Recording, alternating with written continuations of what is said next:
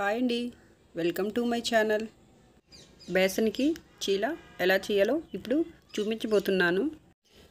అదేనండి, non veg తినని వాళ్ళు వెజ్ ఆమ్లెట్. ఇది బ్రేక్ఫాస్ట్గా కూడా చేసుకోవచ్చు.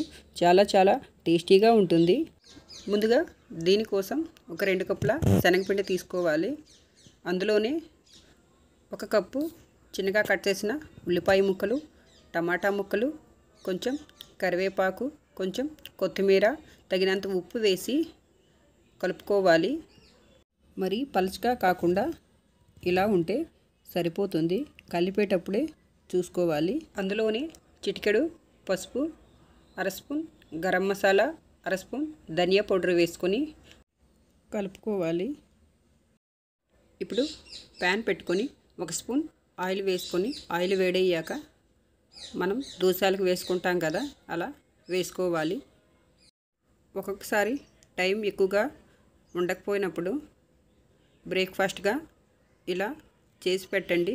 పిల్లలు భలే ఇష్టంగా తింటారు. అంత టేస్టీగా ఉంటుంది. ఒకవైపు కాల్చుకున్నాక రెండో వైపు కాల్చుకోవాలి.